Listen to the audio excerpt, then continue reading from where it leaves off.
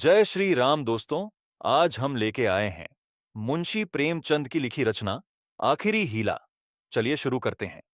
यद्यपि मेरी स्मरण शक्ति पृथ्वी के इतिहास की सारी स्मरणीय तारीखें भूल गईं, वह तारीखें जिन्हें रातों को जागकर और मस्तिष्क को खपाकर याद किया था, मगर विवाह की तिथि समतल भूमि में एक स्तंभ की भांति अटल है। न भूलता हूं, न भूल सकता हूं। उससे पहले और पीछे की सारी घटनाएं दिल में मिट गईं, उनका निशान तक बाकी नहीं। वह सारी अनेकता एक एकता में मिश्रित हो गई है, और वह मेरे विवाह की तिथि है। चाहता हूं उसे भूल जाऊं, मगर जिस तिथि का नित्य प्रति सुमिरन किया जाता हो, वह कैसे भूल जाए। नित्य प्रति सुमिरन क्यों करता हूं, यह उस विपत्ति मारे से पूछिए जिसे भगवत भजन के सिवा जीवन के उद्धार का कोई आधार न रहा हो।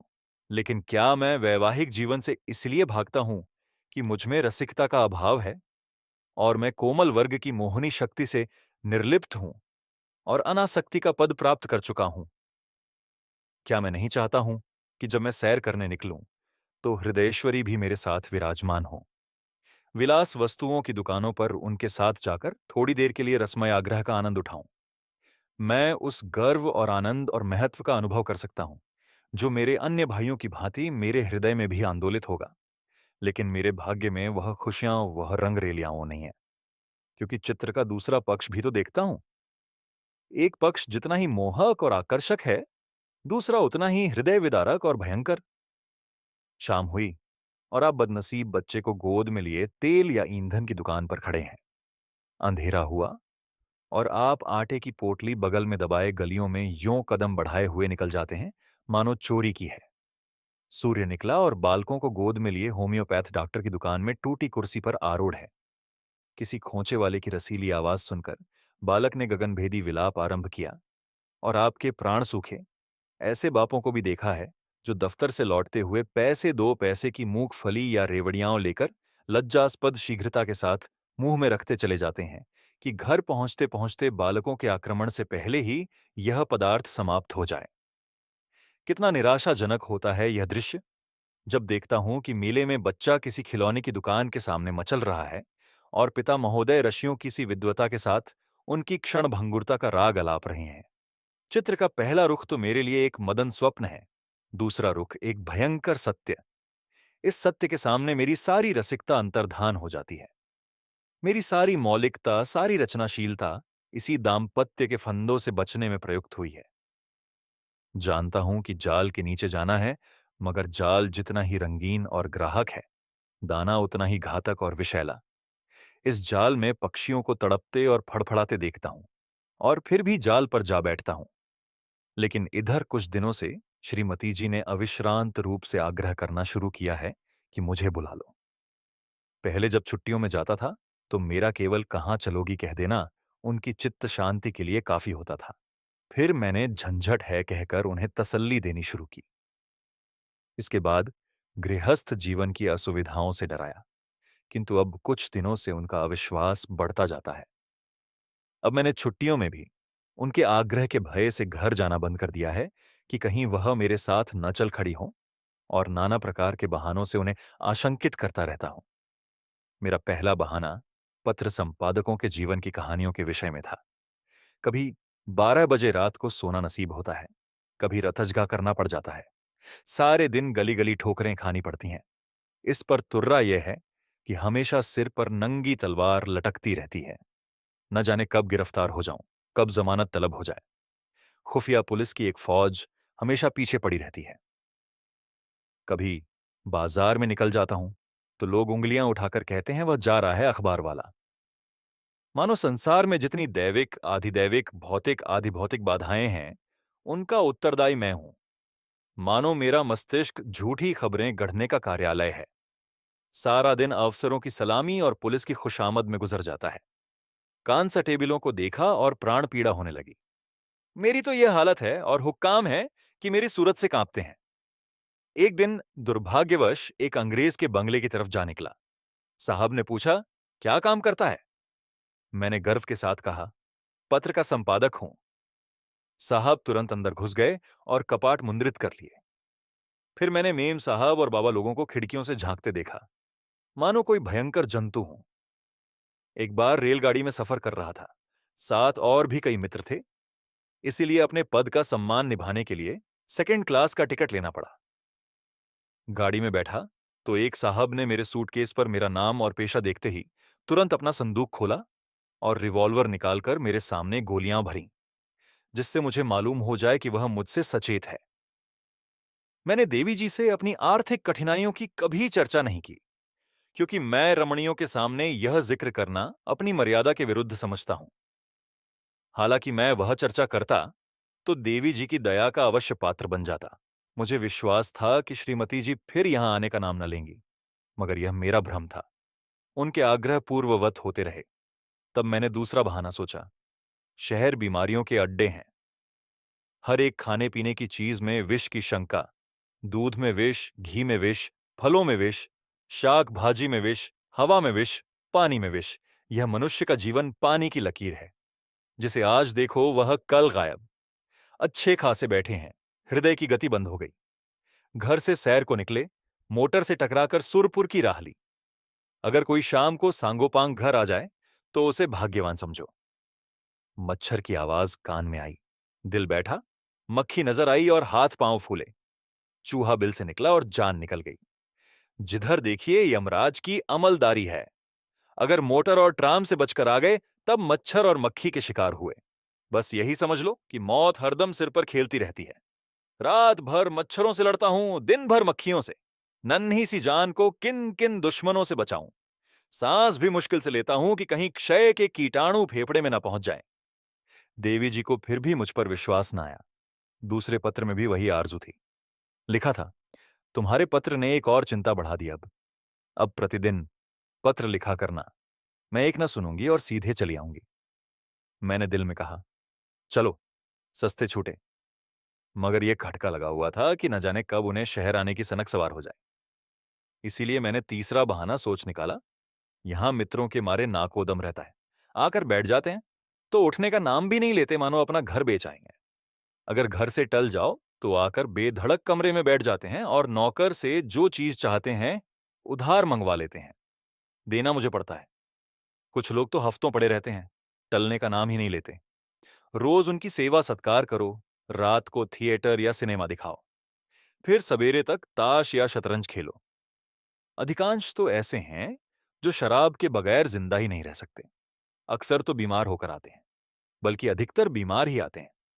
अब रोज डॉक्टर को बुलाओ, सेवा शुश्रूषा करो, रात भर सिरहाने बैठे पंखा झलते रहो। उस पर यह शिकायत भी सुनते रहो कि यहां कोई हमारी बात भी नहीं पूछता। मेरी घड़ी महीनों से मेरी कलाई पर नहीं आई। दोस्तों के साथ जलसों में शरीक हो रही है। अचकन है, वह एक साहब के पास है। कोट और दूसरे साहब ले गए। जूते और एक बाबू ले उड़े। मैं वहीं रद्दी कोट और वही चमरौधा जूता पहनकर दफ्तर जाता हूं। मित्रवृंद ताड़ते रहते हैं कि कौन सी नई वस्तु लाया। कोई चीज लाता हूं तो मारे डर के संदूक में बंद कर देता हूं। किसी की निगाह पड़ जाए तो कहीं ना कहीं न्योता खाने की धुन सवार हो जाए। पहली तारीख को वेतन मिलता है तो चोरों की तरह दबे पांव घर आता हूं कि कहीं कोई महाशय रुपयों की प्रतीक्षा में द्वार पर धरना जमाए न बैठे हों। मालूम नहीं उनकी सारी आवश्यकताएं पहली ही तारीख की बाट क्यों जोहती रहती हैं। एक दिन वेतन लेकर 12 बजे रात को लौटा, मगर देखा तो आधे दर्जन मित्र उस वक्त भी डटे हुए थे। माथा ठोंक लिया। कितने ही बहाने करूं, उनके सामने एक नहीं चलती। मैं कहता हूं, घर से पत्र आया है, माताजी बहुत बीमार हैं। जवाब देते हैं, अजी बूढ़े इतनी जल्द नहीं मरते। मरना ही होता तो इतने दिन जीवित क्यों रहती। देख लेना 2-4 दिन में अच्छी हो जाएंगी। और अगर मर भी जाएं तो वृद्ध जनों की मृत्यु का शोक ही क्या, वह तो और खुशी की बात है। कहता हूं, लगान का बड़ा तकाजा हो रहा है। जवाब मिलता है, आजकल लगान तो बंद हो ही रहा है। लगान देने की जरूरत ही नहीं रही। अगर किसी संस्कार का बहाना करता हूं तो फरमाते हैं, तुम भी विचित्र जीव हो। इन कुप्रथाओं की लकीर पीटना तुम्हारी शान के खिलाफ है। अगर तुम उनका मूल्योच्छेदन करोगे तो वह लोग क्या आकाश से आवेंगे। गरज ये कि किसी तरह प्राण नहीं बचते।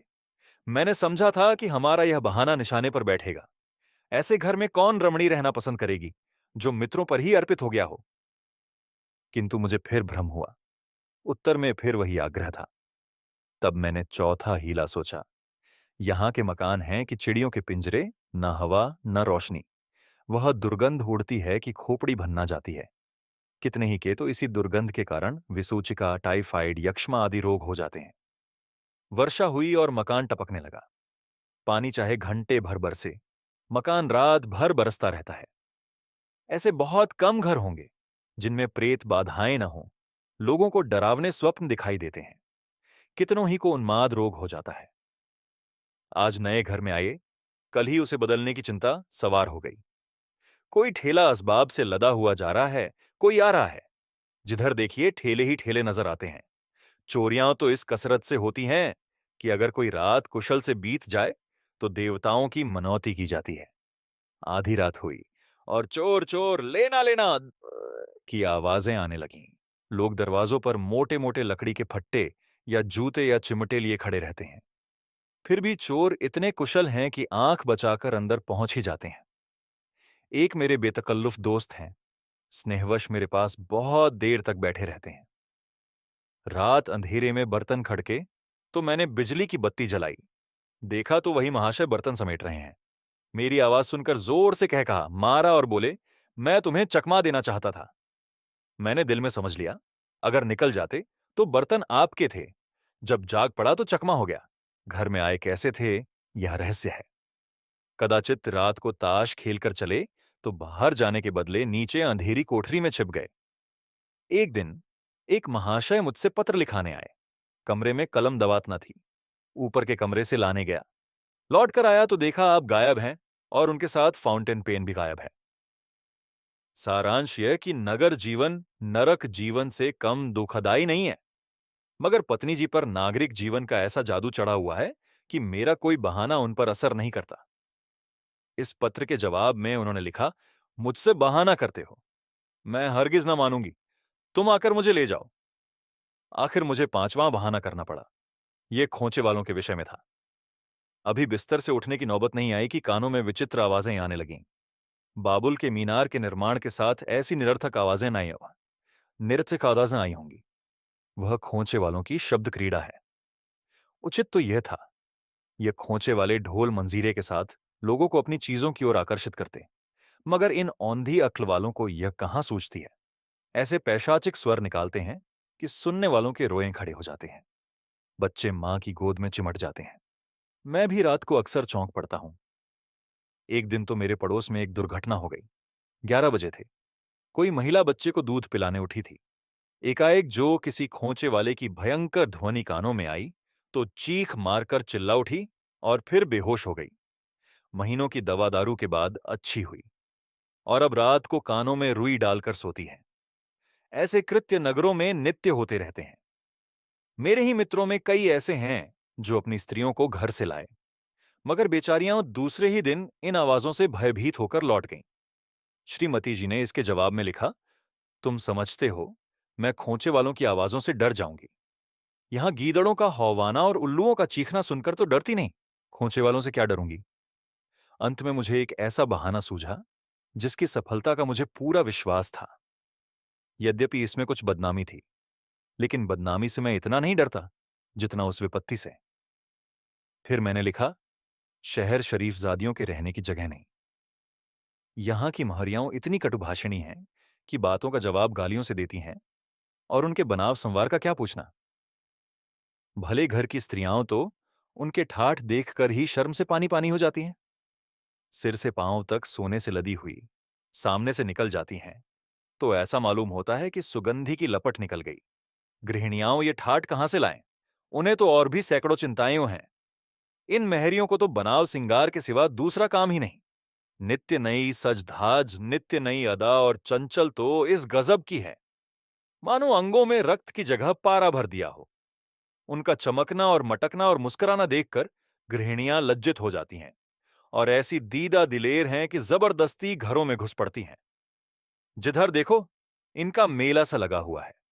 इनके मारे भले आदमियों का घर में बैठना मुश्किल है। कोई खत लिखाने के बहाने से आ जाती है, कोई खत पढ़ाने के बहाने से। असली बात तो यह है कि गृह देवियों का रंग फीका करने में इन्हें आनंद आता है, इसलिए शरीफजादियां बहुत कम शहरों में आती हैं। मालूम नहीं इस पत्र में मुझसे क्या गलती हुई। कि तीसरे दिन पत्नी जी एक बूढ़े कहार के साथ मेरा पता पूछती हुई अपने तीनों बच्चों को लिए एक असाध्य रोग की भांति डटी। मैंने बदहवास होकर पूछा, क्यों, कुशल तो है? पत्नी जी ने चादर उतारते हुए कहा, घर में कोई चुड़ैल बैठी तो नहीं है? यहां किसी ने कदम रखा तो नाक काट लूंगी। हाँ, जो तुम्हारी शह न हो। अच्छा, तो अब रहस्य खुला। मैंने सिर पीट लिया। क्या जानता था, अपना तमाचा अपने ही मुंह पर पड़ेगा। ऐसी और कहानियां के लिए हमारे चैनल को लाइक और सब्सक्राइब करें, कमेंट करें, बताएं आपको वीडियो कैसा लगा। धन्यवाद।